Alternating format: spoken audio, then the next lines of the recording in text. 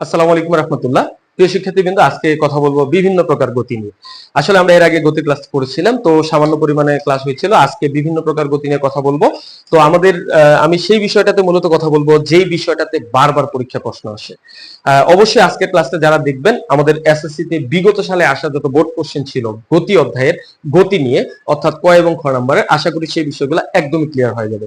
আমরা মূলত চাইবো যেই টপিকটা থেকে বারবার পরীক্ষার প্রশ্ন আছে সেই টপিকটা নিয়ে আলোচনা করা। তো আমরা যদি গতিকে একটু ডিভাইডেশন করি ভাইয়া, তাহলে গতি মূলত 5 প্রকার পাবো। এক নম্বরটা হচ্ছে চলন গতি, এক নম্বর হচ্ছে সরল রৈখিক গতি, 2 নম্বর হচ্ছে চলন গতি, 3 নম্বর হচ্ছে ঘূর্ণায়ন গতি, 4 নম্বর হচ্ছে আমাদের পর্যায়বৃত্ত গতি, 5 নম্বর হচ্ছে স্পন্দন গতি। তো এই 5 প্রকার গতি নিয়ে আমরা যদি একটু কথা বলি, তাহলে এই গতিটাকে একটু আমাদের দেখতে হবে যে আসলে 5 প্রকার গতি কিভাবে কাজ করে। তো আমরা প্রথম যে বিষয়টা জানবো, এই গতিটা সম্পর্কে তেমন কোনো প্রশ্ন আসে না, যেমন হচ্ছে চলন গতি, তারপর হচ্ছে সরল রৈখিক গতি। এগুলা নিয়ে খুব যে বোর্ডের মধ্যে বেশি প্রশ্ন আসে এরকমটা কিন্তু না। আমাদের বোর্ডের মধ্যে সব থেকে বেশি প্রশ্ন আসে হচ্ছে পর্যায়বৃত্ত গতি, স্পন্দন গতি এবং হচ্ছে আমাদের ঘূর্ণায়ন গতি।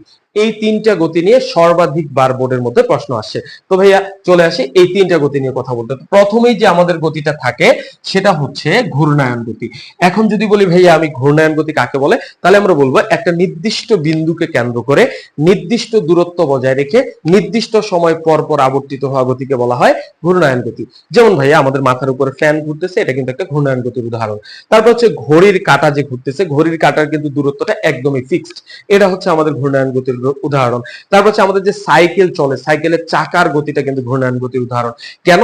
কারণ এই সাইকেলের চাকাটা কিন্তু একদম দূরত্বটা ফিক্সড থাকে ভাইয়া। এরপরে আমাদের যে বিষয়টা জানতে হবে সেটা হচ্ছে পর্যায়বৃত্ত গতি। এখন যদি বলি ভাইয়া পর্যায়বৃত্ত গতি কাকে বলে, মনে রাখতে হবে পর্যায়বৃত্ত গতি কিন্তু এক ধরনের ঘূর্ণায়ন গতি রয়েছে, অর্থাৎ পর্যায়বৃত্ত গতিতে এক ধরনের ঘূর্ণায়ন গতি রয়েছে। তো এখানে পর্যায়বৃত্ত গতি কাকে বলে, এখানে শুধুমাত্র এতটুকু পার্থক্য হবে, একটা নির্দিষ্ট বিন্দুকে কেন্দ্র করে নির্দিষ্ট দূরত্বটা বাদ যাবে। কারণ পর্যায়বৃত্ত গতির দুইটা গতি আছে, যে দুইটা গতির কারণে তারা কিন্তু চতুর্মুখী বা চতুর্পাশে ঘোরে না। তাহলে আমাদের মনে রাখতে হবে একটা নির্দিষ্ট বিন্দুকে কেন্দ্র করে নির্দিষ্ট সময় পর পর আবর্তিত হওয়া গতিকে বলা হয় পর্যায়বৃত্ত গতি। এখন পর্যায়বৃত্ত গতিতে কিন্তু আমাদের এই নির্দিষ্ট দূরত্বটা থাকলো না ভাইয়া। কেন থাকলো না? এর কারণটা হচ্ছে পর্যায়বৃত্ত গতিকে আরো 3 ভাগে ভাগ করা যায়। কিরকম?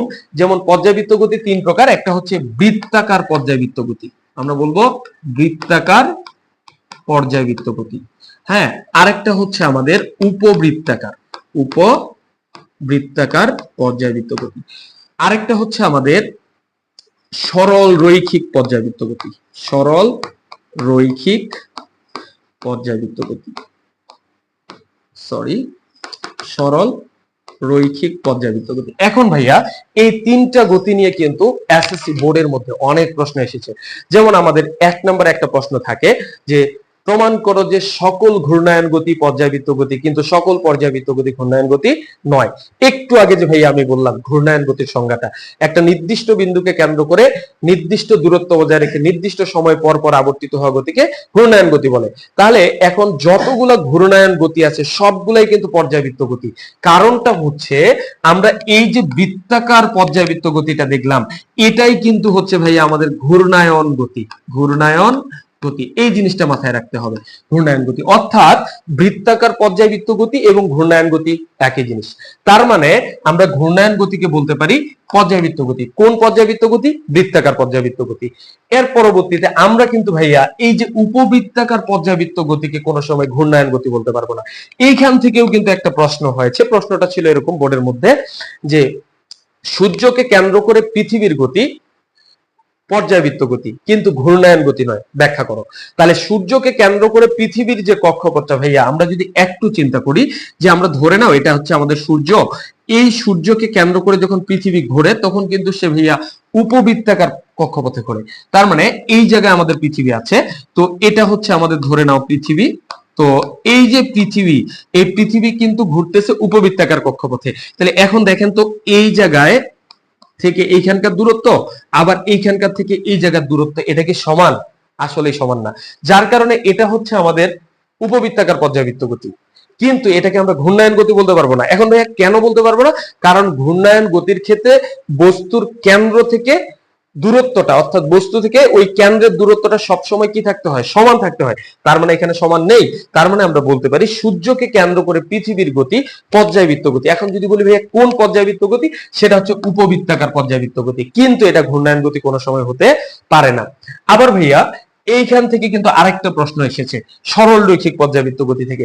সেই প্রশ্নটা হচ্ছে কি, যে প্রমাণ করো যে সকল স্পন্দন গতি পর্যায়বৃত্ত গতি, কিন্তু সকল পর্যায়বৃত্ত গতি স্পন্দন গতি নয়।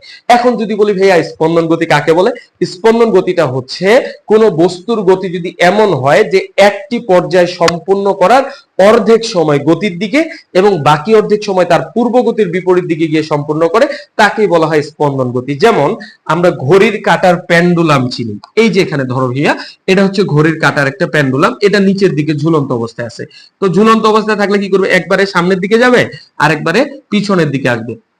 তাহলে এই যে এখান থেকে সামনের দিকে যায়, তারপরে এখান থেকে আবার পিছনের দিকে আসে, তাহলে এখানে একটা পর্যায় বলতে কি বোঝায়, যে এইখান থেকে এই পর্যন্ত আসবে, তারপর আবার এখান থেকে এই পর্যন্ত যাবে।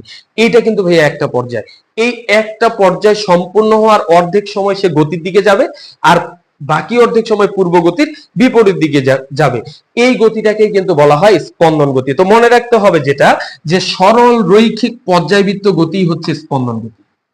তাহলে সরল রৈখিক পর্যায়বৃত্ত গতি যদি স্পন্দন গতি হয়, আমরা কি কোনো সময় ভাইয়া উপবৃত্তাকার পর্যায়বৃত্ত গতিকে স্পন্দন গতি বলতে পারবো?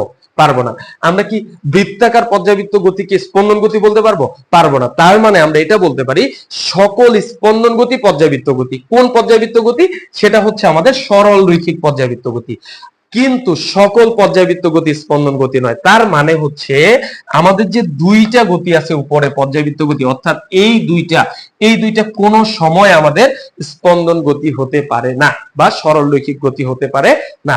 আশা করি ভাইয়া এই বিষয়টা সকলে বুঝতে পারছেন। এগুলাই মূলত আমাদের বোর্ডের মধ্যে বারবার ঘুরে পেতে আসে। ধন্যবাদ সবাইকে। আসসালামু আলাইকুম রহমতুল্লাহ।